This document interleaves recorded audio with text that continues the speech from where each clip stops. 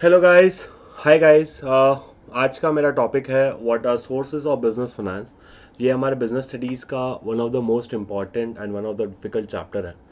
तो इधर मैं आपको करवाने वाला हूँ what is the sources of business finance, क्या होते हैं, कैसे होते हैं। तो उससे पहले समझने के लिए कुछ चीज़ें पहले मेरे बारे में बता देता हूँ। Hi guys, myself educator Girish Agarwal.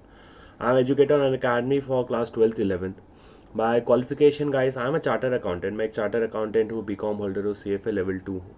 Professionally मैं एक एजुकेटर हूँ, बाय पैशन बाय लव मैं एक एजुकेटर हूँ। काफ़ी सालों से बच्चों को पढ़ा रहा हूँ, grade 11th and 12th। 11th and 12th के बहुत सारे बच्चों को मैंने पढ़ा दिया है, basically business studies, accounts and economics.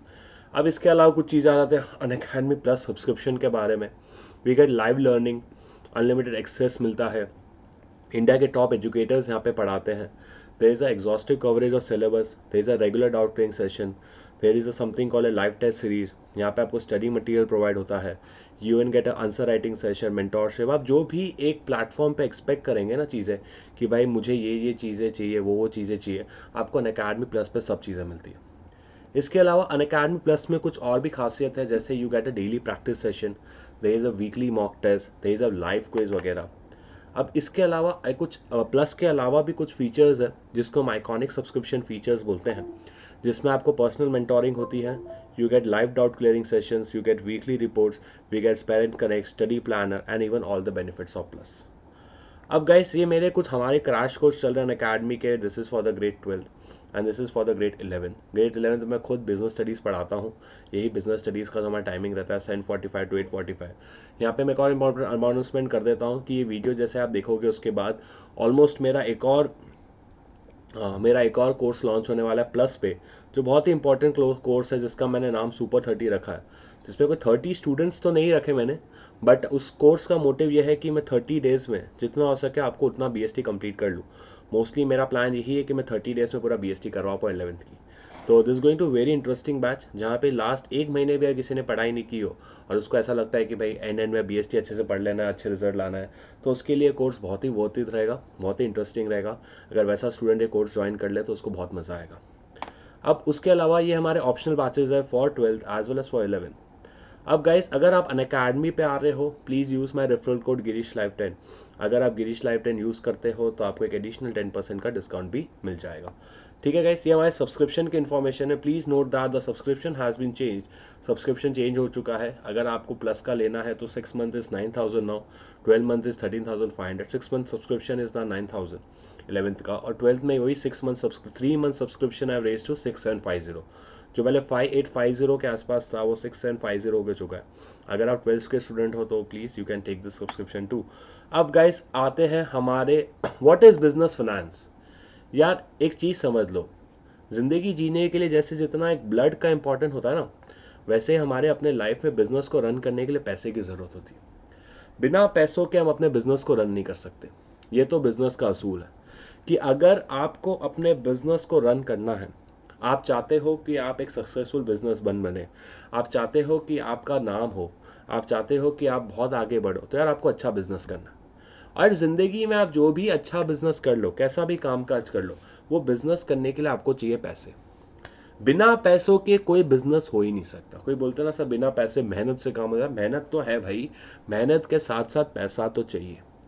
अगर आपके पास खुद का पैसा नहीं है तो उधार का पैसा लगेगा, या तो कोई आपको पैसा लगाएगा। बिना पैसे लगाए आप काम नहीं कर सकते। एक छोटे से छोटा एक अगर एक छोटे से छोटा एक है ना, अगर फूड स्टॉल वाला भी बिजनेस स्टार्ट करता है, थोड़ा बहुत पैसा लेके ही काम करता है। भले खुद का पैसा हो, अपने पापा से पैसा लेके या किसी से उधार लेके, पैसा तो चाहिए भाई। बिना पैसों के चीज़ें नहीं आ सकती। आपको चीज़ें लोन पे मिल जाएगी बट उसको भी तो चुकाना पड़ेगा। बिना पैसों के कोई बिजनेस नहीं हो सकता गाइस। तो आपको बिजनेस रन करने के लिए जो सबसे इंपॉर्टेंट चीज़ चाहिए होती है वो है पैसा। तो गाइस अब हमारे पैसे दो तरीके की रिक्वायरमेंट होती है बिजनेस की। एक होता है हमारा फिक्स कैपिटल, एक पैसा होता है फिक्स कैपिटल, एक होता है वर्किंग कैपिटल। फिक्स कैपिटल मतलब वो पैसा जो हमें फिक्स एसेट्स खरीदने के लिए चाहिए, जैसे land, building, plant, machinery. Fix assets मतलब वो होती है गाइस। फिक्स एसेट्स को अगर मैं छोटा सा आपको डिफाइन करूं तो fix assets are those assets जो मेरे बिजनेस में थोड़े लंबे समय तक रहने वाली है, जिसमें मैं अपना पैसा लगा रहा हूं ये सोच के कि भाई साहब इनको तो जल्दी नहीं बेचना, इनको ये इंटेंशन के साथ रखना है कि भैया इनको तो हम अपने बिजनेस में लंबे समय तक टिका के रखेंगे, इनको हम अपने बिजनेस में लंबे समय तक यूज करेंगे। तो वो होता है फिक्स कैपिटल। फिक्स कैपिटल का मतलब होता है वैसी चीजें जो हम अपने बिजनेस में लंबे समय तक रखेंगे, जैसे कि प्लांट एंड मशीनरी हो गई, बिल्डिंग हो गई, फर्नीचर हो गया, फिक्सचर्स हो गया, ये सब फिक्स एसेट्स होते हैं। ये सब हमारे बिजनेस में लंबे समय तक टिकने वाले होते हैं। क्या? They are the things which जो हमारे बिजनेस में लंबे समय तक रहेंगे, इसलिए हम इनको क्या बोलते हैं? We call them as a fix asset. अब वर्किंग कैपिटल क्या होता है guys? What is working capital? Working capital का मतलब होता है वो चीजें जो मैं अपने बिजनेस में डे टू डे रन करने के लिए या बिजनेस को डे टू डे ऑपरेट करने के लिए चाहिए होता है। जैसे भाई मुझे डे टू डे सैलरी भरनी है, डे टू डे वेजेस भरने हैं, डे टू डे मेरे स्टॉक खरीदना है, डे टू डे मुझे चीज़ें उधार पे देनी है, उधार पे सामान खरीदना है, टैक्स भरना है, सैलरी देनी है, रेंट देना है, वेजेस देना है। जो डे टू डे मुझे बिजनेस चलाने के लिए या डे टू डे जो मुझे बिजनेस ऑपरेट करने के लिए पैसा चाहिए होता है ना, उसको मैं क्या बोलता हूँ गाइस? उसको मैं बोलता हूँ वर्किंग कैपिटल। और फिक्स कैपिटल मतलब जहां पे पैसा मेरे फिक्स एसेट्स पे लगता है, जैसे लैंड हो गई, बिल्डिंग हो गई, प्लांट और मशीनरी, फिक्स एसेट जो लंबे समय तक मेरे बिजनेस पे रहने वाली है। तो गाइस अब बिजनेस को पैसा चाहिए, बेसिकली पैसा चाहिए दो चीजों के लिए, एक है हमारा फिक्स कैपिटल, एक है वर्किंग कैपिटल। तो ये पैसा आएगा कहां से? पैसा चाहिए गुड्स बनाने के लिए, पैसा चाहिए टेक्नोलॉजी के लिए। बिजनेस को पैसा हर चीज के लिए चाहिए होता है, बिजनेस चलाने के लिए, बिजनेस को एक्सपांड करने के लिए, बिजनेस को मॉडिफाई करने के लिए, बिजनेस को डाइवर्सिफाई करने के लिए। कोई भी टर्म ले लो, आप बिजनेस का भला करना चाहते हो ना, तो भी आपको थोड़ा पैसा लगेगा। आपको बिजनेस में आगे बढ़ना है तो भी पैसा लगेगा। बिजनेस को डाइवर्सिफाई करना है, कुछ नया स्टार्ट करना है तो भी पैसा लगेगा। बिजनेस में नई टेक्नोलॉजी लेकर आनी तो भी पैसा लगेगा। आप बिजनेस से कोई भी काम कर लो, कोई भी तरीके का काम स्टार्ट कर लो, हर चीज में एक चीज तो जरूरी है, एक चीज तो तय है आपकी लगनी, वो है पैसा। बिना पैसों के तो आप बिजनेस कर ही नहीं सकते। अगर आपको बिजनेस करना है तो सबसे इंपॉर्टेंट चीज जो आपको करनी पड़ेगी वो है आपके पास पैसा होना चाहिए। अब गाइस ये चीज समझ ली, तो भैया अब ये बिजनेस में पैसा कहां से आता है? अब बेसिकली ये चीज तो मुझे वीडियो के लास्ट में करानी चाहिए, क्योंकि आपको पहले पता होना चाहिए कि भाई कौन सा फंड क्या है। बट स्टिल अब हमारी टेक्स्ट बुक लाइन से चल रही है, अब पीपीटी टेक्स्ट बुक के हिसाब से बनाई है मैंने, तो चलो थोड़ा सा बता देता हूं बाद में। लेकिन इस टॉपिक पे हम फिर से आएंगे जब मेरा चैप्टर का रिकॉर्डिंग खत्म होगा ना, मैं प्रॉमिस कर रहा हूं इस चीज पे फिर से डिस्कशन करेंगे। भाई हमारे फंड्स होते हैं तीन तरीके के, एक होता है on the basis of period, एक होता है on the basis of ownership, और एक होता है सोर्स ऑफ जनरेशन। सबसे पहले on the basis of period, मतलब टाइम जोन कितना है। तीन टाइम जोन बताए हमारे बिजनेस में, एक है शॉर्ट टर्म, एक है लॉन्ग टर्म और एक है मीडियम टर्म। एक है गाइस शॉर्ट टर्म, एक है लॉन्ग टर्म और एक है हमारा मीडियम टर्म। तीन तरीके के हमारे सोर्स है, एक है शॉर्ट टर्म, एक है लॉन्ग टर्म और एक है मीडियम टर्म। बस एक सेकंड ना, ये इसको क्या हो गया आज, ये क्यों?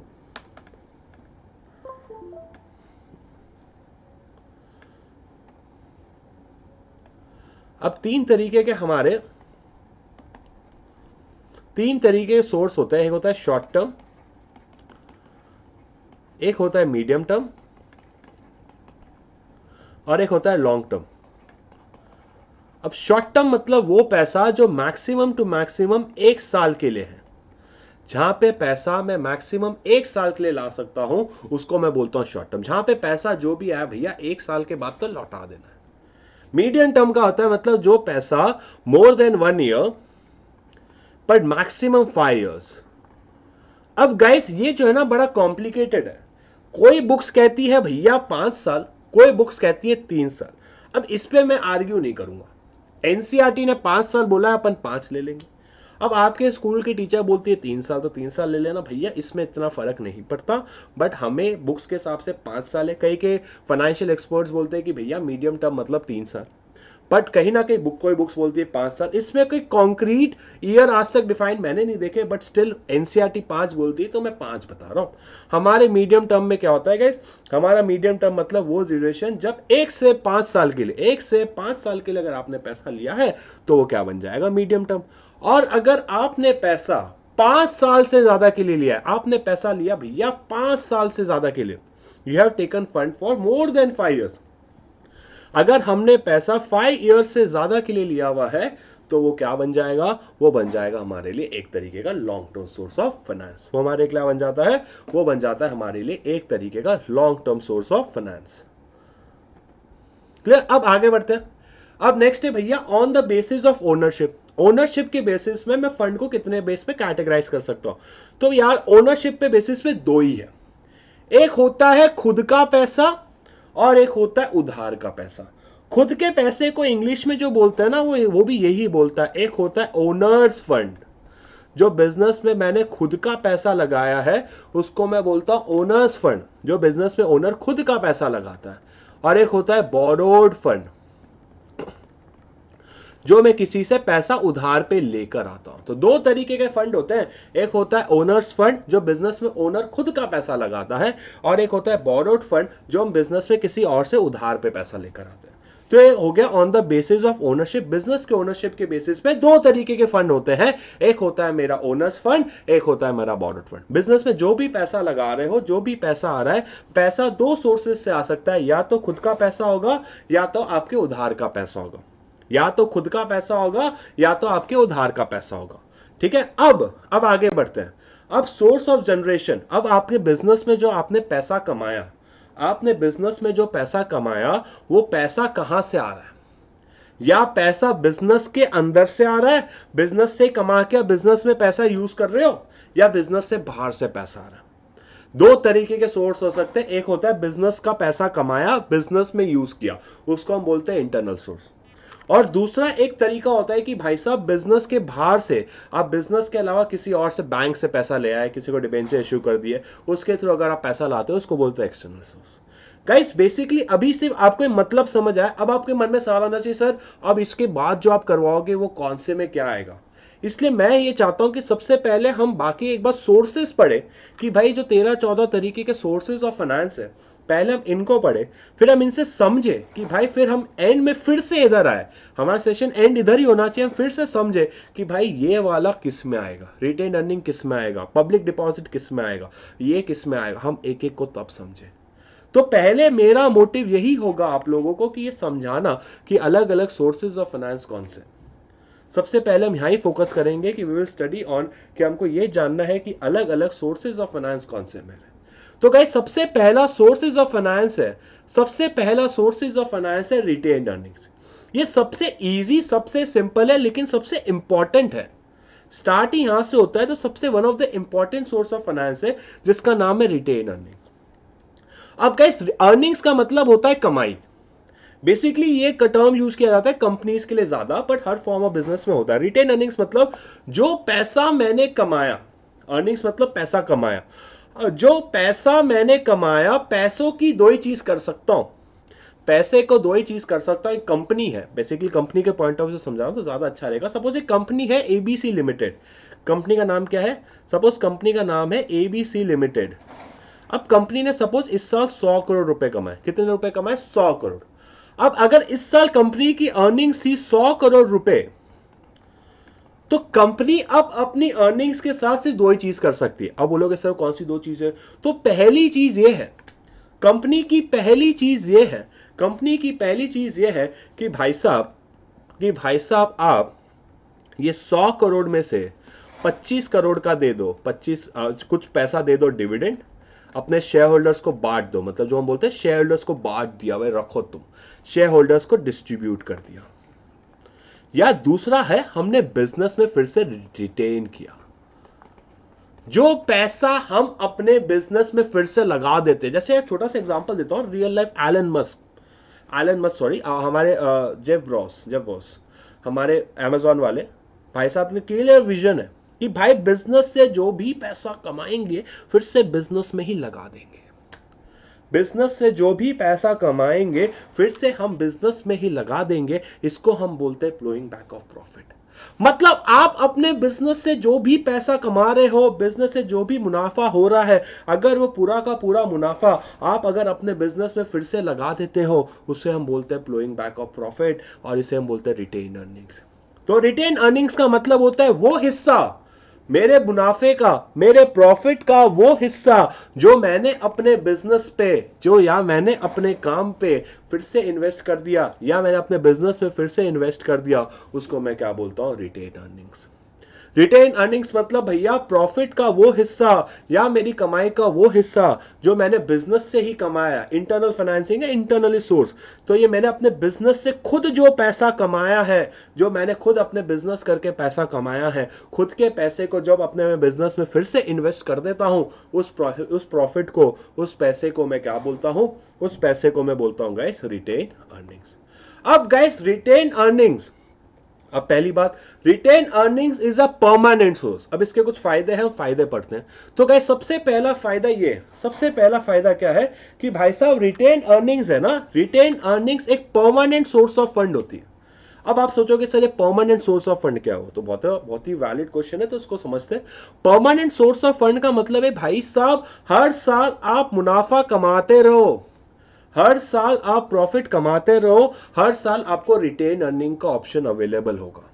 जिस जिस साल आप अपने बिजनेस में प्रॉफिट कमाओगे, जिस जिस साल आप अपने बिजनेस से मुनाफा कमाते रहोगे, अगर हर साल मुनाफा कमाओगे, मुनाफा कमाओगे, मुनाफा कमाओगे, तो हर साल रिटेन अर्निंग्स तो होती ही रहेगी। भाई हर साल 100 करोड़ कमा रहे हो तो कुछ ना कुछ तो रिटेन अर्निंग्स कर ही लोगे। It does not involve any explicit cost. Explicit cost मतलब वो खर्चे होते हैं, ये हमने इकोनॉमिक्स में पढ़ा था। एक्सप्लिसिट कॉस्ट मतलब वो खर्चे जिसमें एक्चुअल में कुछ पेमेंट करना पड़ता है। जैसे कि अगर यार एक सिंपल सी बात है, मैंने किसी और से पैसा लिया तो मुझे उस पर उसको देना पड़ेगा इंटरेस्ट। अब अगर मैं मार्केट से शेयर्स भी इशू करता हूं ना, एक छोटा सा एक आपको खर्चा बताता हूं जिसको हम बोलते हैं फ्लोटेशन कॉस्ट। अगर स्टॉक मार्केट में मैं शेयर्स इशू करके भी पैसा रेस करना चाहता हूं ना, मैं क्या इशू करके, मैं सोचता हूं चलो मार्केट में अपने शेयर्स इशू कर दूं, शेयर्स इशू कर दूं, शेयर्स इशू कर दूं, और उसके बदले में मार्केट से पैसा उठा लूं, पैसा उठा लूं, तो उसके लिए भी मुझे अंडर राइटर्स करना पड़ता है, प्रोस्पेक्ट इशू करना पड़ता है, ऐसे दुनिया भर के खर्चे करने पड़ते हैं। मैं सच बता रहा हूं, ऐसे हम दुनिया भर के जब खर्चे करते हैं ना, तब जाके लोग हमें पैसा देते हैं। तो आपको वो खर्चे जो करने पड़ रहे हैं ना, ताकि लोग आपको पैसा दे दे कि भाई आप मेरे, मैं आपके शेयर्स खरीदने को तैयार हूं, उस तरीके के खर्चे को बोलते हैं फ्लोटेशन कॉस्ट। तो भी पैसा लगता है, बट आपने खुद ने पैसा कमाया। आप बिजनेस कर रहे थे, मेहनती आदमी 10 करोड़ लगाए, उससे 2 करोड़ कमाए, अब वो अपने 2 करोड़ फिर से बिजनेस में लगा रहे हो, कोई पूछेगा क्या?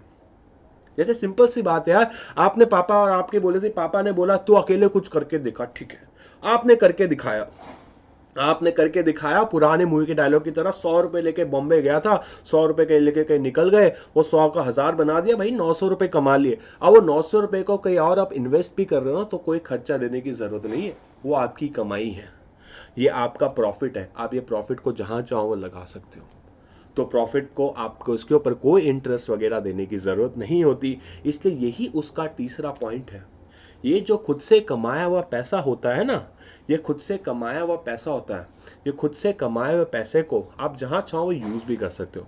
लोग इतना पूछेंगे नहीं। आपने पापा से 100 रुपए लिए थे, 1000 दे दिए, पापा को 200 रुपए दे दिए, पापा ये लो डबल, अब 800 रुपए का आप जो चाहो कर सकते हो।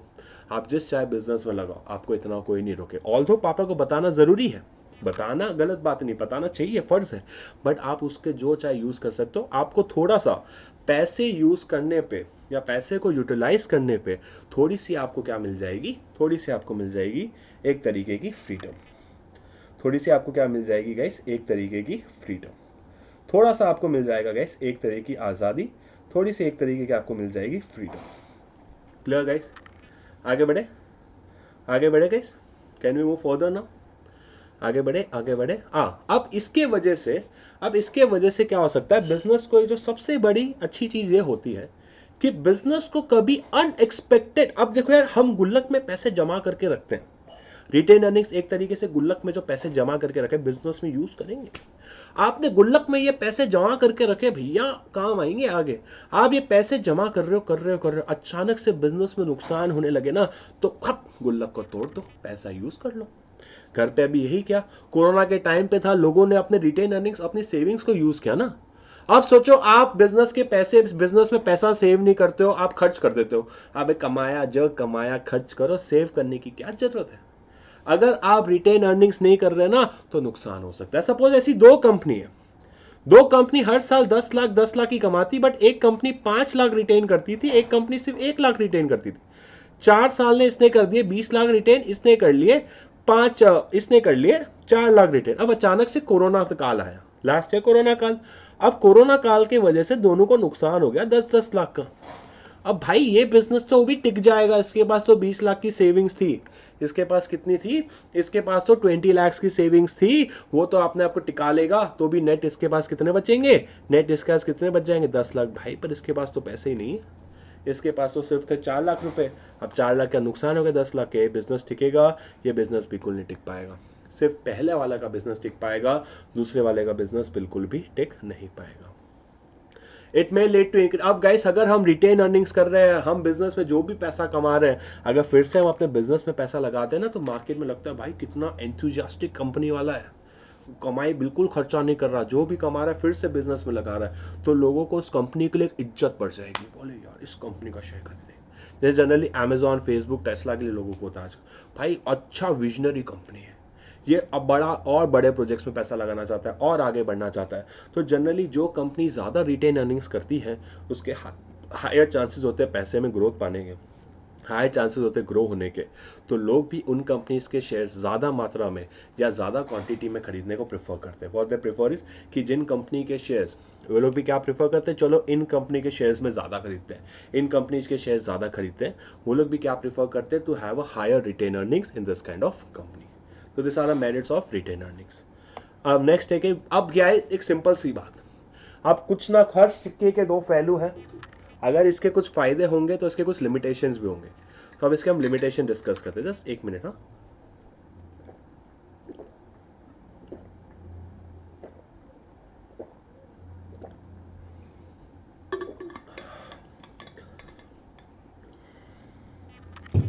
सबसे पहला पॉइंट है कि यार अगर हमने एक हद से ज्यादा पैसा अपने बिजनेस से, सपोज यार मैं अब 10 लाख कमा रहा था, लास्ट सिचुएशन में मैं 10 लाख कमा रहा था, मैंने क्या सोचा, हर साल 10 लाख का 10 लाख पूरा रिटेन, दूसरे साल भी 10 लाख कमाए, फिर 10 लाख रिटेन, फिर तीसरे साल 10 लाख कमाए, फिर से पूरे के पूरे 10 लाख रिटेन। तो ये शेयर लोग सोचेंगे ये बिजनेस है क्या है, जो कमा रहे फिर से गुल्लक में जा रहे हैं, जो कमा रहे फिर गुल्लक में जा रहे हैं, गुल्लक बढ़ रहा है कि हमें कुछ दे रहा है, यार हर बार पूरा पैसा गुल्लक में डालना भी ठीक नहीं है यार, हमको तो तुम पैसा ही नहीं दे रहे। कंपनी अचानक से डूब गई तो सपोज एक साल फिर कंपनी को सीधा 40 लाख का नुकसान हो गया, तो बोले कंपनी तो ऐसे भी बंद होनी थी, इस अच्छा भाई थोड़ा थोड़ा पैसा दे देती कम से कम, हमको तो कुछ फायदा होता। बोले नहीं, ये तो गलत कमाल कर गया भाई, हमको तो कुछ पैसा ही नहीं मिला, पूरा का पूरा रिटेन ही करते रहे। तो यार अब रिटेन करना भी एक हद तक गलत है, थोड़ा तो पैसा दो, इतना इन्वेस्ट किया, थोड़ा तो पैसा बाहर निकालने दो ना, ना ना, ये तो गलत बात हो गई यार। तो कुछ शेयरहोल्डर्स ऐसा सोचते हैं कि भाई जो एकदम 100% रिटेन अर्निंग करती है वो भी थोड़ी अजीब कंपनी होती है, तो वो लोग भी उस कंपनीज में पैसा इन्वेस्ट करने की इंटरेस्ट नहीं रहते जो एकदम 100% रिटेन अर्निंग्स कर रही है। तो उनका एक प्रेफरेंस होता है कि भाई उन कंपनीज में पैसा नहीं लगाएंगे जो जनरली जो 100% रिटेन अर्निंग्स करती है। तो उनका भी एक चॉइस होता है कि हम उन कंपनीज में पैसा नहीं लगाना चाहेंगे जो एकदम ही टोटली 100% रिटेन अर्निंग्स कर रही है। अब गाइस द अपॉर्चुनिटी कॉस्ट क्या होता है, अब सिंपल सी बात है, अब गाइस हर साल जरूरी नहीं है 10 लाख कमा लो।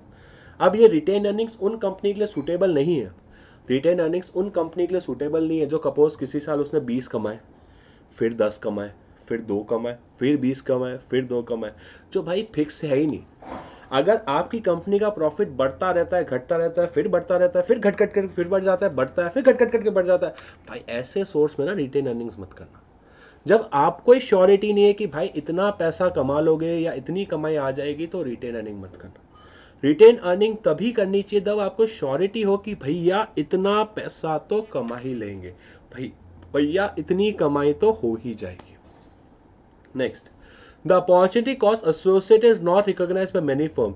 अब गाइस सिंपल सी बात है यार, कई बार लोग क्या सोचते हैं कि रिटेन अर्निंग इज बेस्ट।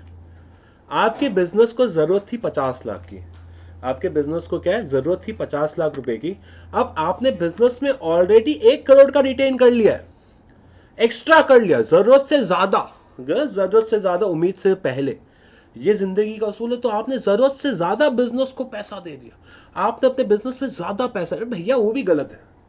ये बताए फाइनेंस का एक सबसे एक इंपॉर्टेंट असूल ये भी कहता है कि बिजनेस में पैसा उतना ही लगाओ, कोई भी बिजनेस में, कोई भी व्यापार में पैसा उतना ही लगाओ जितना उस व्यापार को पैसे की जरूरत है। सच बता रहा हूं, आपके व्यापार को चाहिए 50 लाख रुपए, आप जिस चीज का भी व्यापार कर रहे हो उसको पैसे चाहिए 50 लाख रुपए, और आप पैसा लगा रहे हो 1 करोड़, तो भैया गलत है।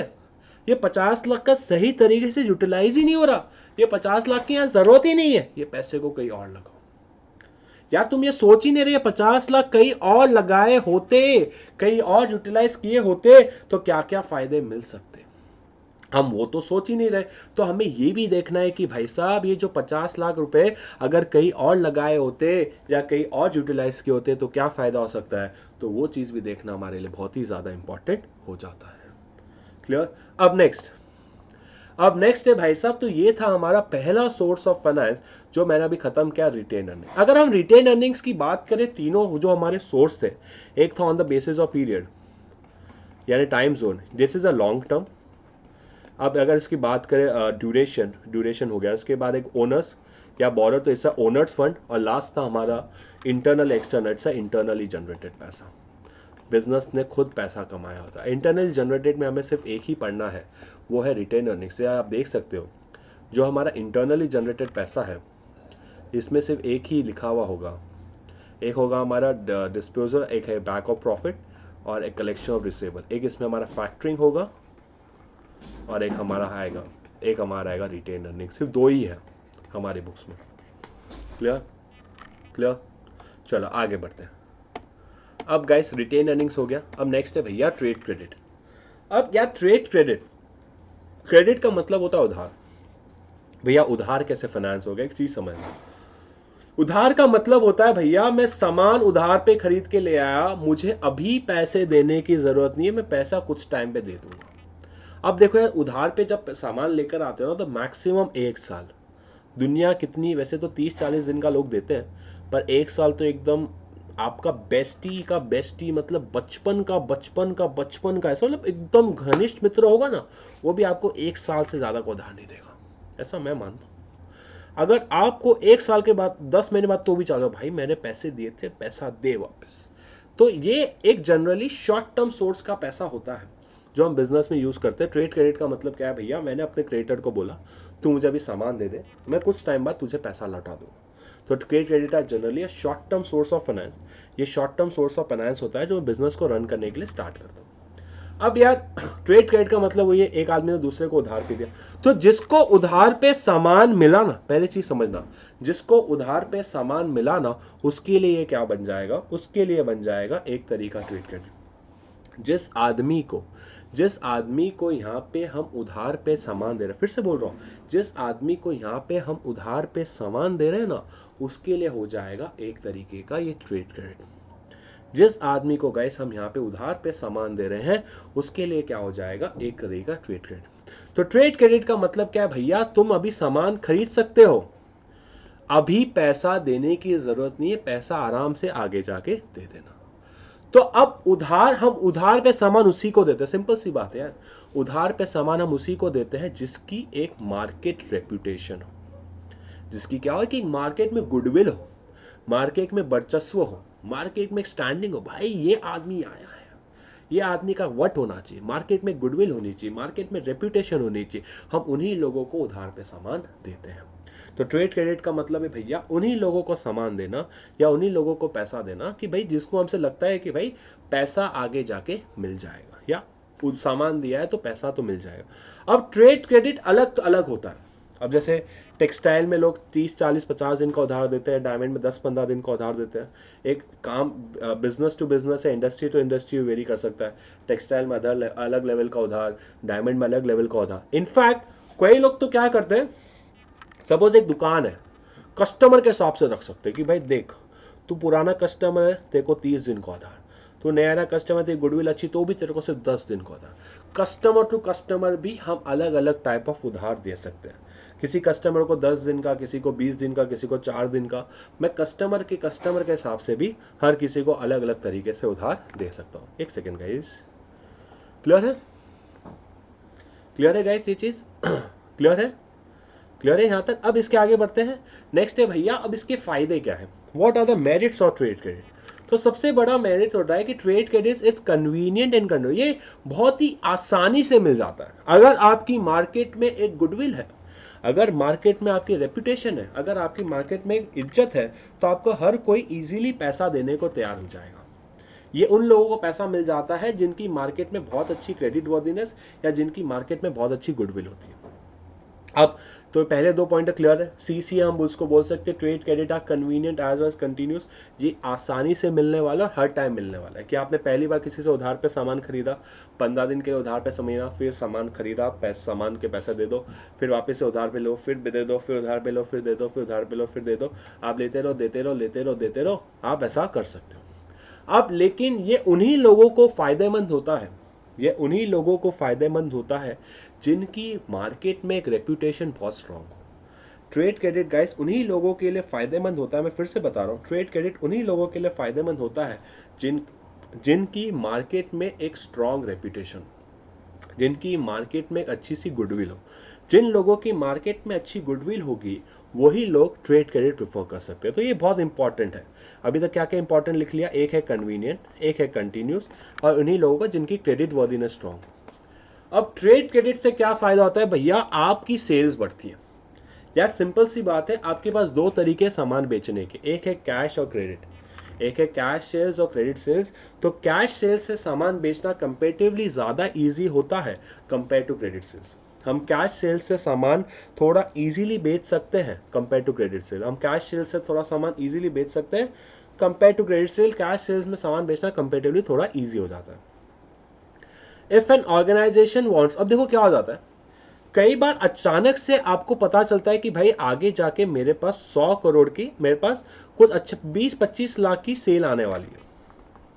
यार 25 लाख का सामान खरीदने वाला, त्यौहार का टाइम आने वाला है, पर अब उसके लिए मुझे सपोज 20 लाख का परचेज करना पड़ेगा। 20% मार्जिन पे बेचता हूँ, ऐसा मैं मान रहा हूँ। तो 20 लाख का अगर मुझे परचेज करना है तो मुझे 20 लाख सामान, 20 लाख रुपए चाहिए। बट सपोज अगर मेरे पास अभी 5 लाख या 10 लाख रुपए ही है और सामने वालों को मैं बोल रहा हूँ कि भाई तू उधार पे सामान दे दे, कुछ ही दिन में मेरा सामान बिक जाएगा, मैं तुझे पैसे दे दूंगा। तो इस तरीके से अगर वो मेरी मदद कर देता है, उसका भी फायदा मेरा भी फायदा। वो तो बिना पैसे कमाए मुझे देगा नहीं, उसने मुझे 20 लाख का सामान दे दिया, मैंने उसको 25 में बेच दिया, उसके मैंने पैसे चुका दिए, मेरे को भी, मैं भी ज़्यादा कमा पाया, वो भी ज़्यादा कमा पाया। अगर ये सपोज मुझे उधार पे पैसा नहीं देता, सामान नहीं देता, तो मैं ज़्यादा से ज़्यादा कितने का सामान खरीद पाता, मैं ज़्यादा से ज़्यादा सामान खरीद पाता 10 लाख रुपए का। ज़्यादा से ज़्यादा कितने का सामान खरीद पाता, मैं ज़्यादा से ज़्यादा सामान खरीद पाता 10 लाख रुपए का, उसको मैं 12-13 लाख में बेच देता, 2 लाख कमाता। बट अब उसने मुझे उधार पे सामान दिया, मुझे उसको पता था कि भाई आगे जाके इसके पास डिमांड आ सकती है, डिमांड आ सकती है तो भाई ये ज़्यादा कमाएगा तो भाई ये ज़्यादा कमाएगा, मेरे को भी ऑर्डर मिलेंगे वगैरह। अब ये चीज़ बन जाती, एक बार उसकी मदद कर दी, एक बार उसने पैसा कमा लिया, उसने भी पैसा कमा लिया, नेक्स्ट टाइम वो 10 लाख का नहीं है 15 लाख का सामान खरीदेगा, फिर 15 से 20, 20 से 25। तो अगर हम 1-2 बार किसी की मदद कर देते हैं ना उधार पर सामान देके, तो हर बार फिर हमें से खरीदता है कि यार इस आदमी ने मेरी ज़रूरत के टाइम पर मेरी मदद की थी, तो अब लाइफ टाइम मैं इसी से सामान खरीदूंगा। और लास्ट है, जब भी आप एक सबसे इंपॉर्टेंट फायदा, जिस किसी से आप उधार पे सामान लेते हो ना, आप उसके सामने कोई भी एसेट गिरवी नहीं रखते। जिससे भी आप उधार पे सामान लोगे उसकी एक सबसे बड़ी खासियत ये होती है कि आप उसके सामने कोई भी अपनी एसेट गिरवी नहीं रखते। जिससे भी आप उधार पे सामान लोगे उसकी एक सबसे बड़ी खासियत यही होती है कि आपको अपनी कोई भी एसेट गिरवी रखने की ज़रूरत नहीं होती। ट्रेड क्रेडिट की सबसे बड़ी खासियत यही है कि आप जिस किसी से भी उधार पे सामान ले रहे हो, आपको अपनी कोई भी एसेट गिरवी रखने की ज़रूरत नहीं होती। It does not create any charge on the asset. आपकी एसेट पे कोई भी चार्ज क्रिएट नहीं होता है। क्लियर है गाइस? क्लियर है? अब नेक्स्ट है व्हाट आर द लिमिटेशन। इसके लिमिटेशंस क्या है? तो सबसे पहला लिमिटेशन है कि availability and flexible trade credit. अब कैसे हो सकता है कि भाई अब लोगों को लगने लगता है भाई अपने को उधार पे सामान मिल रहा है, अपने को उधार पे सामान मिलने लग रहा है, उधार पे खरीदो, क्या बात है, बिका तो बिका, नहीं तो वापस दे देंगे। अपन अभी का सामान खरीद लेते हैं, रिस्क उसको भी। दूसरा, जो फर्म है और अगर वो उधार पे सामान बेचने लगती, कई बार बोलती है भाई तू बस सामान खरीद, पैसों का क्या है। इंटरनल कंपटीशन के चक्कर में वो इतने पागल हो जाते हैं, कि भाई वो सामान काफ़ी सस्ते रेट में देना शुरू कर देते हैं। वो लोग क्या करते हैं, सामान को काफ़ी ज़्यादा सस्ते रेट में देना शुरू कर देते हैं। तो जब वो सामान को इतने सस्ते रेट में देना प्रेफर करते, क्या करते हैं वो, जब सामान को इतना सस्ता रेट में देना शुरू कर देते हैं ना, तो लोग भैया सब खरीदने लग जाते हैं। फ्री में मिल रहा है, खरीदो, पैसा देना, बिका तो ठीक है, नहीं तो वापस दे देंगे। तो इस तरीके से रिस्क बढ़ता है। आप ज़बरदस्ती किसी को उधार पे देने की भी ज़रूरत नहीं है, लेकिन कुछ लोग करने लग जाते हैं। अब नेक्स्ट है, इससे क्या है, सिर्फ लिमिटेड हद तक ही पैसा, अब किसी को उधार आप 10,000 का, 20,000 का, 25,000 का, 1 लाख का, 2 लाख का, 3 लाख, इससे ज़्यादा किसी को उधार का सामान हम नहीं बेचते। हाँ, ऑल दो बहुत बड़ी पार्टी हो जो 100 करोड़ 200 करोड़ का टर्नओवर करती हो तो बात अलग है। अब छोटे मोटे आदमी को हम इससे ऊपर का उधार नहीं दे सकते। उधार पे आप एक हद तक का ही पैसा ले सकते हो, उससे ज़्यादा का आप पैसा नहीं ले सकते। और ये एक जनरली कॉस्टली सोर्स ऑफ पैसा होता है। इसमें आपको ईजी तरीके से, अब इसमें कॉस्टली क्या होता है कि जो ट्रेड क्रेडिट पे ब्याज लगता है ना, कि आपको 30 दिन की उधारी मिली है, अगर आपने 30 दिन तक पैसा नहीं दिया ना, दे दिया तो कोई दिक्कत नहीं है। अगर आप 30 दिन के बाद पैसा देते हो ना, सपोज 60 डेज पे देते हो, तो जो 30 दिन का इंटरेस्ट लगता है ना, वो लगता है 1.5% के हिसाब से, जो साल का 18% जितना हो गया। ये कुछ कुछ इंडस्ट्री का रॉम्स है जो आपको 1.5% महीने के हिसाब से ब्याज देना पड़ता है। फिर तो आप ये देखो तो आपको इनफैक्ट सस्ता नहीं है, महंगा हो गया। ये आपको सस्ता सोर्स ऑफ फाइनेंस नहीं, कहीं ना कहीं आपको एक तरीके का महंगा सोर्स ऑफ फाइनेंस पड़ गया, या आपको थोड़ा कंपेटिवली क्या पड़ गया, या आपको थोड़ा सा कंपेटिवली पड़ गया महंगा source of finance. Clear? Clear है गाइस? क्लियर है? हमारे 2 सोर्स ऑफ फाइनेंस खत्म हो गए। एक बार देख लेते हैं, हाँ बढ़ सकते हैं। चलो अब आगे बढ़ते हैं। अब नेक्स्ट है भैया फैक्टरिंग। अभी हमारा जो नेक्स्ट सोर्स ऑफ फाइनेंस है दैट इज फैक्टरिंग। और व्हाट इज फैक्टरिंग? हम फैक्टरिंग को समझते हैं अच्छे से। अब फैक्टरिंग का क्या मतलब होता है कि भाई मैंने किसी को सामान उधार पे बेचा है, तो मेरे लिए बन गया डेटर्स। अब वो मुझे कुछ टाइम बाद पैसा देने वाला है, वो तो पैसा मुझे अभी नहीं मिलने वाला, पैसा कुछ टाइम बाद मिलेगा। सपोज एक्स ने वाई को क्रेडिट पे सेल्स किया। अब वाई एक्स को पेमेंट करने वाला है आफ्टर 2 मंथ्स। कितने मंथ्स के बाद? 2 महीने के बाद वाई एक्स को पेमेंट करने वाला है 2 महीने के बाद। अब वाई एक्स को क्या बोलता है वाई एक्स को क्या बोलता है कि भाई मैं तुझे 2 महीने बाद पैसा दे दूंगा, बट अब एक्स को पैसा अभी के अभी चाहिए। तो एक्स क्या करेगा? एक्स जाएगा एक एजेंट के पास जिसको हम बोलते हैं फैक्टर।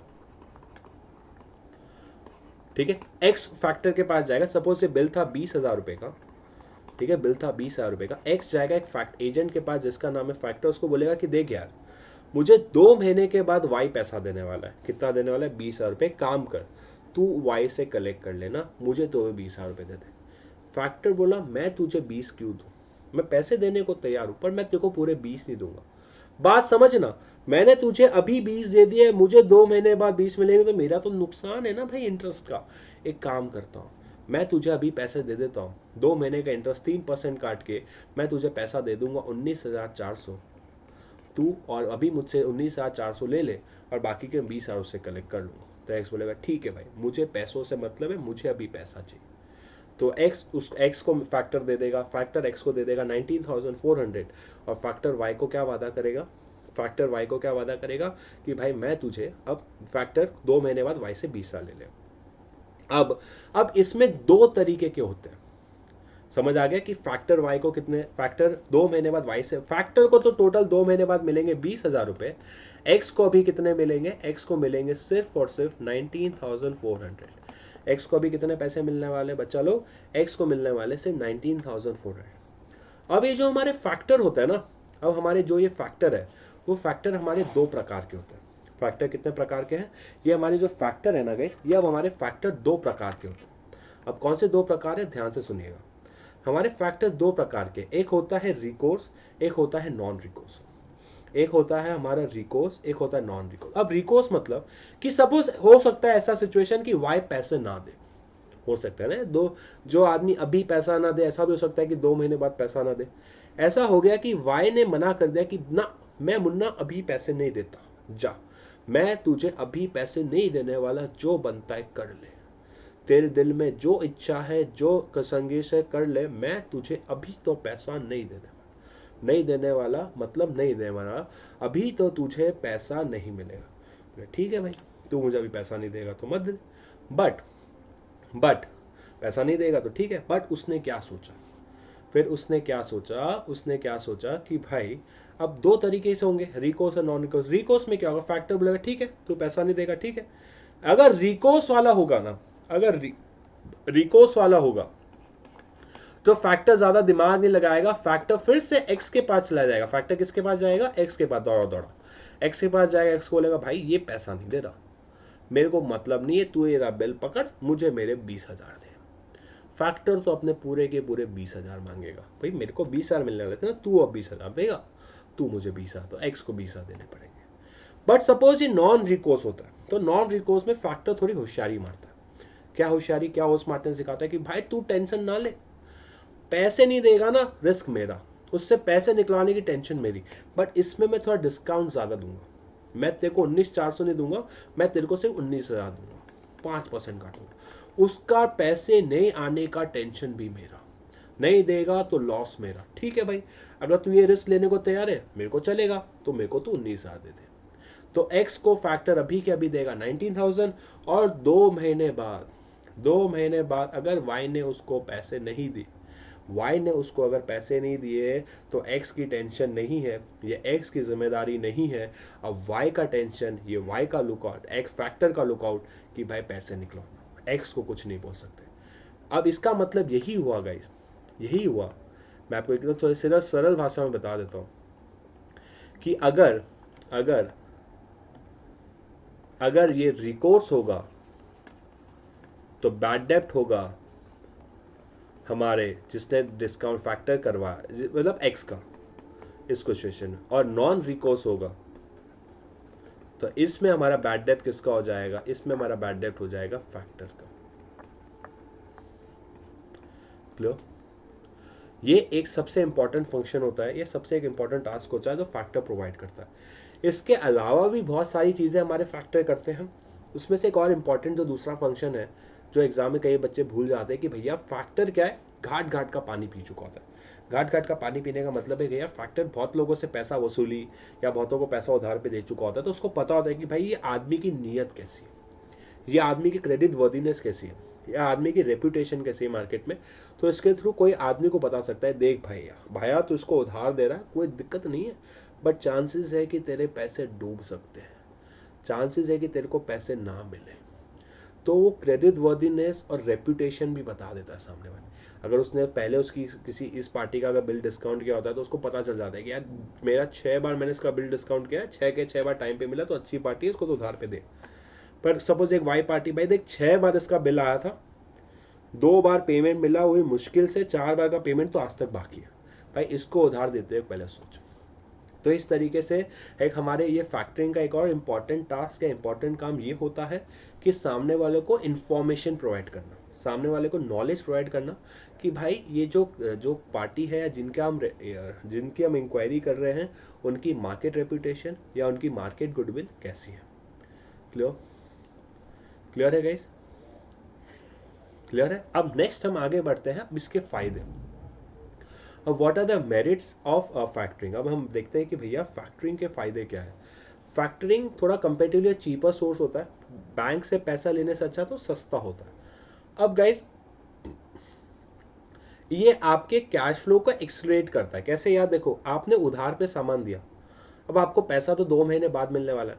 अब आपको 2 महीने बाद पैसा देता वाई ने, एक्स ने जो वाई को 20,000 का सामान बेचा, अगर कोई फैक्टर नहीं होता तो एक्स को तो पैसे 2 महीने बाद मिलते, बट वो फैक्टर के पास चला गया। किसके पास चला गया? फैक्टर के पास चला गया, तो उसको तो अभी के अभी पैसा मिल गया, तो वो सामने जिससे उसने उधार पे सामान खरीदा है, वो उसको अभी पैसा दे सकता है, भाई तू अपना पैसा रख, मेरे को मेरा सामान दे, वो काम कर।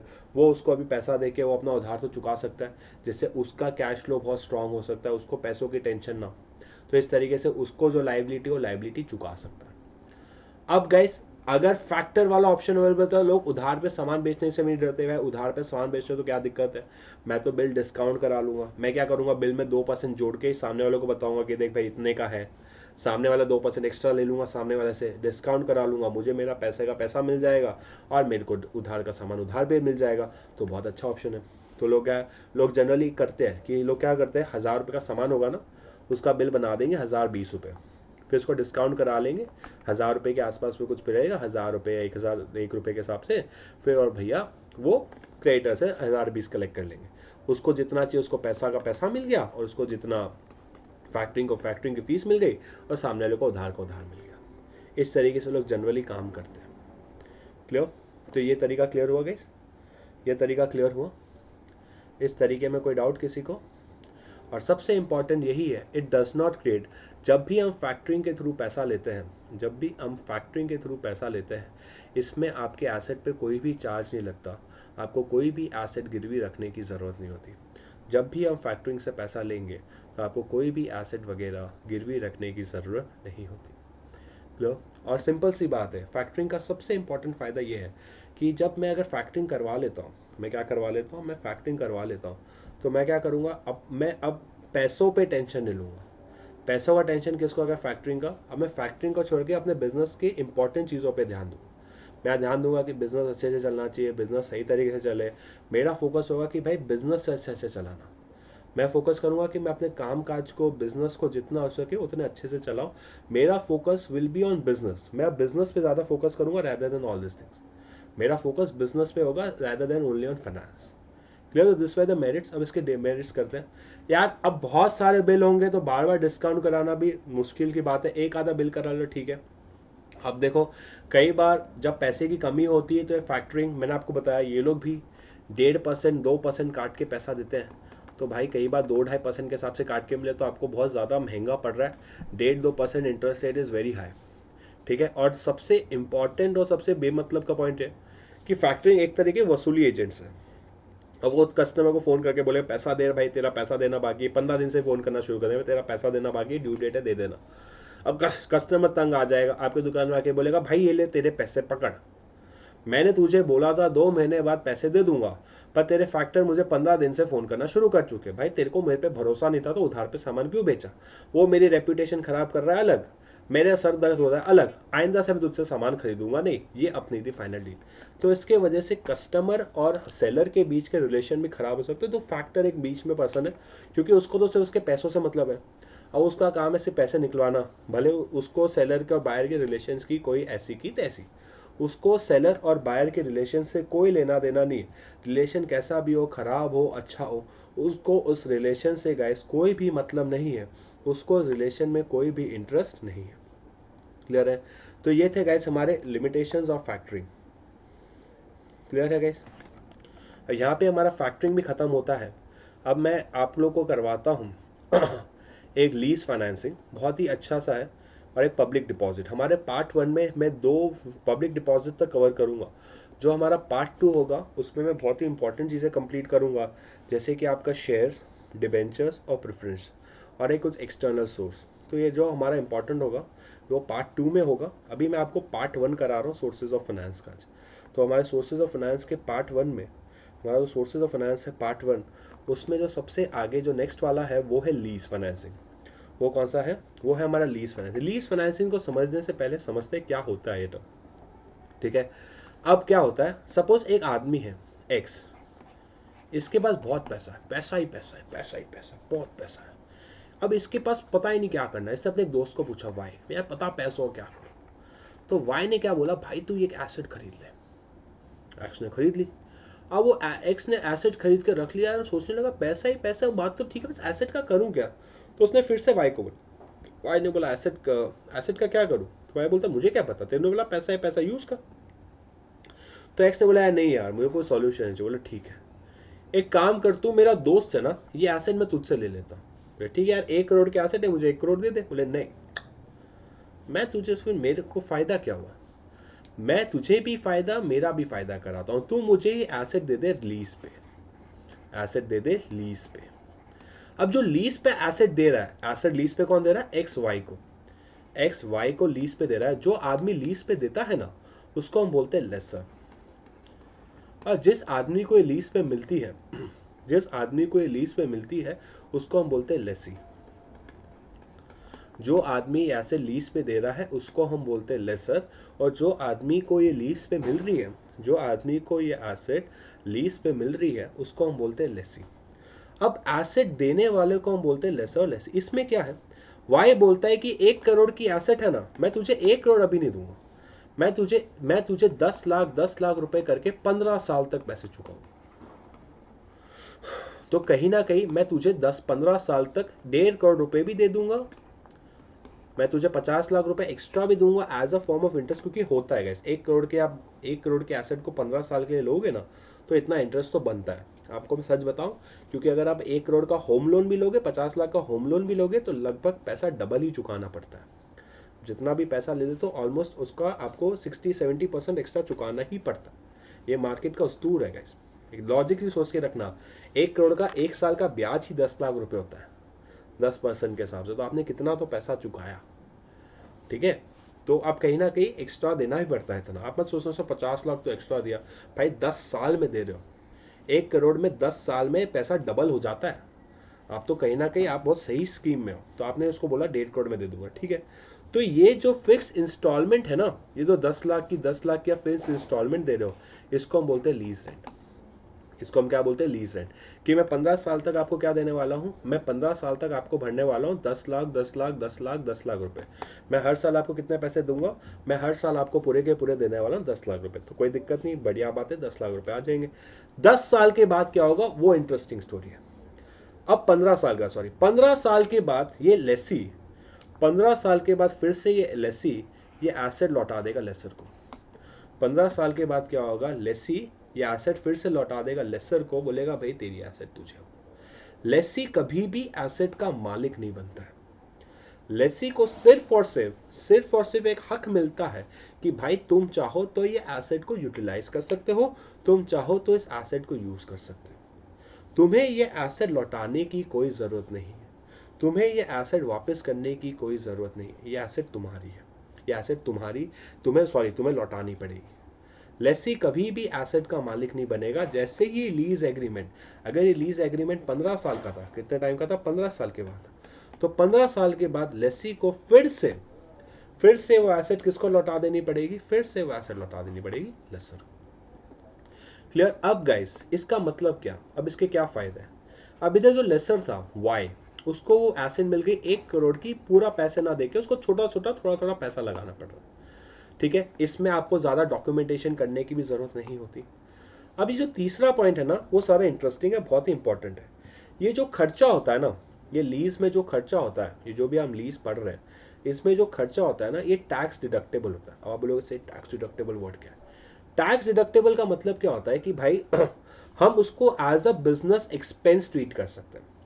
और गाइस अगर हम बिजनेस को कोई भी खर्चे को अगर एक्सपेंस ट्रीट कर सकता हूँ ना, तो उससे मेरा प्रॉफिट कम होगा। टैक्सेबल प्रॉफिट का मतलब क्या होता है कि भाई मेरा प्रॉफिट कम करना, जो भी मेरा प्रॉफिट आ रहा है उससे मेरा, देखो आपको टैक्स भरना पड़ता है प्रॉफिट पे, और खर्चों से आपका प्रॉफिट होता है कम। अब मैंने आपको बताया जो लीज का रेंट भर रहे हो, वो आपके लिए एक तरीके का खर्चा है। जितना ज़्यादा रेंट भरोगे उतना खर्चा कम आएगा, उतना प्रॉफिट कम आएगा, और जितना प्रॉफिट कम आएगा उतना आपका टैक्स क्या हो जाएगा। क्लियर। तो इस तरीके से आपका टैक्सेशन या टैक्सेबल पॉलिसी भी क्या हो जाती है, कम, आपका टैक्स भी कम भरने पड़ जाता है। अब गाइस इसमें इसमें सिंपल सी बात है, आपने जिससे एसेट गिरवी ली, सपोज एक्स ने वाई से, ठीक है, एक्स ने वाई से जो एसेट गिरवी की, या वाई ने अब एसेट ली, क्या वाई ने एक्स को अपने बिजनेस का ओनर बनाया कि भाई ठीक है तुम्हें बिजनेस का 10% का मालिक भी नहीं। आपको इसको अपने बिजनेस का कोई मालिक बनाने की जरूरत नहीं। ये कोई मालिक बनाने की जरूरत नहीं। आप अपना बिजनेस जैसे चला रहे थे, एक तरीके से आप एक एसेट गिरवी ले आए, रेंट पे ले आए, कुछ साल बाद आप उसको एसेट वापस लौटा दोगे। वाई इधर क्या कर रहा है, थोड़ा स्मार्ट खेल रहा है, वो एसेट का रिस्क लेना नहीं चाहता। क्लियर। अब next, the lease agreement does not affect. अब गाइस आपके लीज क्या अफेक्ट नहीं करते, डेब्ट। क्या वाई ने एक्स को कोई प्रॉपर्टी गिरवी रखी, क्या वाई ने एक्स के पास कोई प्रॉपर्टी गिरवी रखी, या कोई भी चीज मॉर्गेज रखी, नहीं। वाई एक्स के पास कुछ भी प्रॉपर्टी, कुछ भी चीज मॉर्गेज नहीं रख रहा, तो भाई वाई तो कुछ गिरवी रख ही नहीं रहा, तो वाई को अगर किसी और से जो भी पैसा लेना है, कुछ भी लेना है, वो इजीली ले सकता है। क्लियर। और last, the risk of absolute. अब एसेट पुरानी हो जाती है, अब सिंपल सी बात है, अच्छी बात है, अगर वाई ये चाहे, वाई को लगता है 5 साल बाद ये मशीन पुरानी होगी, मेरे काम की नहीं है, तो वाई एक्स को बोलेगा भाई तू तेरी मशीन, तू तुझे मुबारक, मुझे एसेट से कोई लेना देना नहीं है। तो एक वाई के पॉइंट ऑफ व्यू से फायदा है कि भाई वाई चाहे तो फिर से एसेट को लौटा सकता है। आप बोलोगे सर एक्स के लिए तो नुकसान हो गया, तो यस यही उसका एक डीमेरिट्स में कि सबसे पहले इसकी डीमेरिट्स में फिर से मैं बताऊंगा आपको। तो सबसे पहला डीमेरिट्स क्या है कि एक्स वाई पे ऐसे लिमिटेशन लगा सकता है, भाई देख ये मशीन पे तू कोई कलरबाजी नहीं करेगा, कोई स्टिकर नहीं चिपकाएगा, ये मशीन को दिन में तू 10 घंटे चलाएगा, उससे ज़्यादा नहीं चलाएगा, ऐसे कुछ भी रिस्ट्रिक्शन। क्योंकि एक्चुअल ओनर तो आज भी कौन है इस मशीन का, एक्चुअल ओनर तो आज भी कौन है इस मशीन का, आज भी एक्चुअल ओनर कौन है, एक्स। तो वो डिसाइड कर सकता है कि भाई साहब तुम्हें तुम्हारी मशीन को, तुम्हें तुम्हारे प्रोडक्ट्स को कैसे चलाना। तो एक्स के पास पूरे के पूरे पावर्स, पूरी की पूरी अथॉरिटी रहेगी उस चीज़ की। अब गाइस सिंपल सी बात है, एक्स ने बीच टाइम पे आके बोल दिया कि भाई 4 साल हुए यार, एक्स को लगा वाई तो खूब कमा रहा है इस मशीन से, मैं तो गधा था, इसको तो मशीन दे दी लीज पे।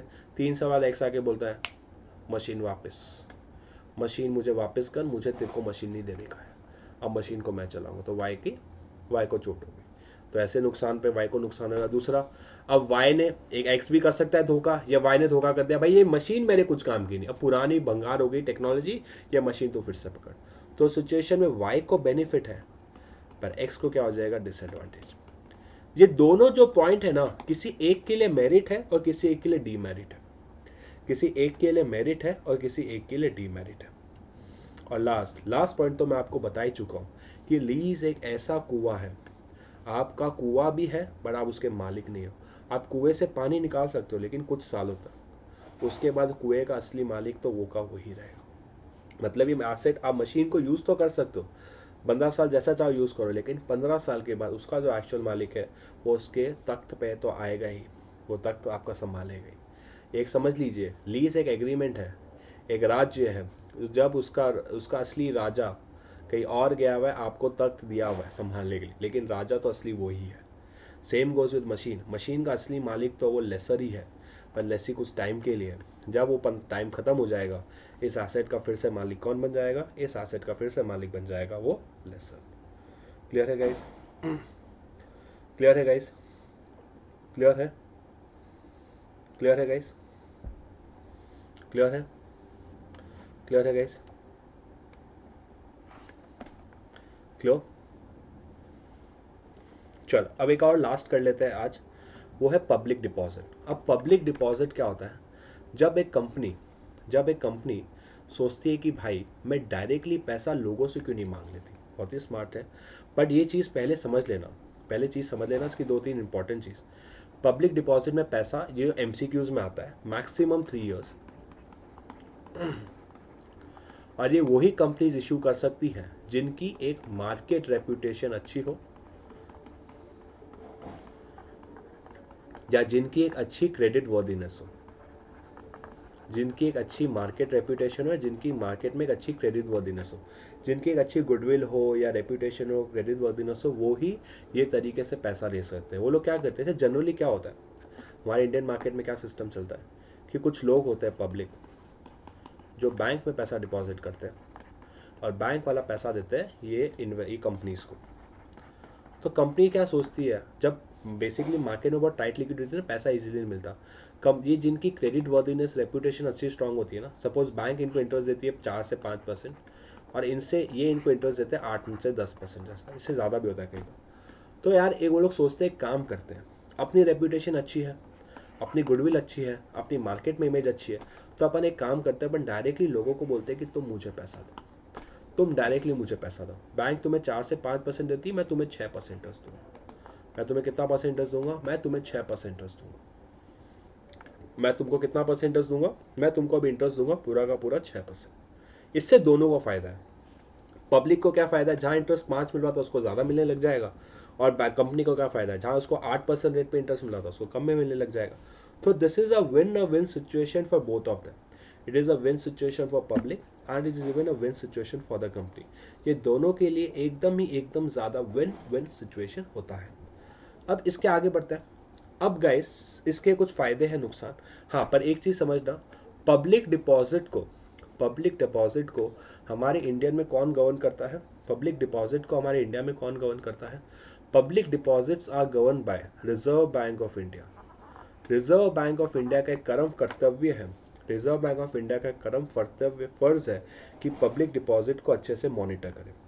ये हमारे देश के पब्लिक डिपॉजिट को अच्छे से मॉनिटर करते हैं, उसके अंदर रेगुलेशन में आता है।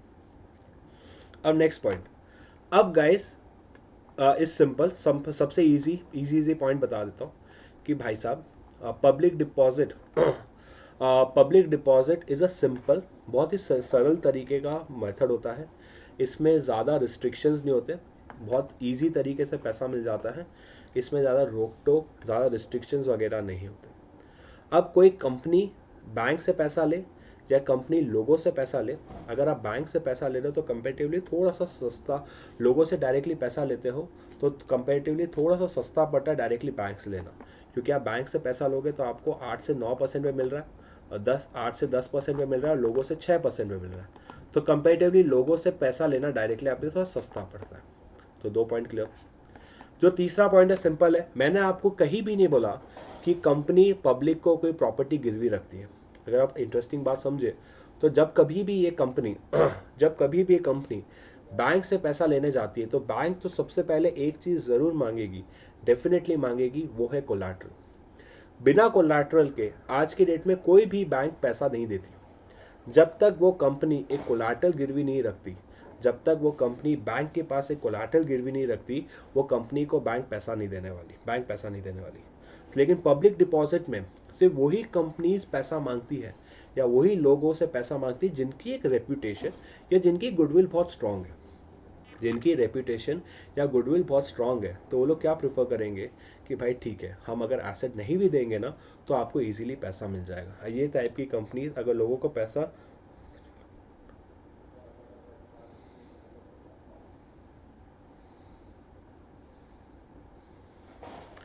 ठीक है, क्लियर है, क्लियर है गाइस।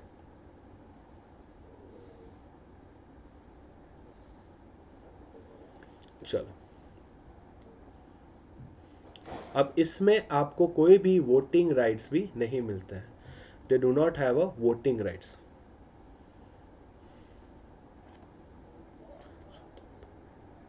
क्लियर है, इसमें आपको कोई भी वोटिंग राइट्स भी नहीं मिलते। अब गाइस, नई कंपनीज को थोड़ा डिफिकल्ट रहता है पब्लिक डिपॉजिट से पैसा लाना।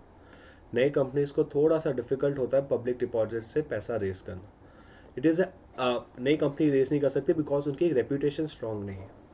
अब गाइस, जनरली हर कोई कंपनीज पब्लिक डिपॉजिट पे एक्सपेक्ट नहीं करे, बिकॉज ये अनसिक्योर्ड तरीका होता है। ये वही कंपनी इशू करती है जिनकी रेपुटेशन स्ट्रांग हो, तो अनसिक्योर सोर्स ऑफ फाइनेंस हर कोई इजीली प्रेफर नहीं करता। अब और इसमें एक और चीज़ है कि अगर आपको बड़ा अमाउंट का पैसा चाहिए, लार्ज अमाउंट ऑफ पैसा चाहिए, तो public deposit is not suitable. जब भी आपको शॉर्ट अमाउंट ऑफ पैसा चाहिए या छोटे अमाउंट ऑफ पैसा चाहिए तभी पब्लिक डिपॉजिट सुटेबल होता है। लार्ज अमाउंट ऑफ मनी में public deposit is not suitable. तो गाइस, ये मेरा पार्ट 1 था इस वीडियो का, जिसमें मैंने आपको बहुत सारे सोर्सेज ऑफ फाइनेंस पढ़ाया। मैंने आप लोग को पब्लिक डिपॉजिट कराया, लीज कराया, मैंने आपको फैक्टरिंग कराया, ट्रेड क्रेडिट कराया, रिटेन अर्निंग, मैंने 5 कराया। जो मेरा नेक्स्ट वीडियो आएगा उसमें बाकी के 5 सोर्स करवाऊंगा। तो गाइस, डू वॉच बाकी के 5 सोर्सेज, बहुत मज़ा आएगा। थैंक यू गाइस, आज के लिए इतना ही।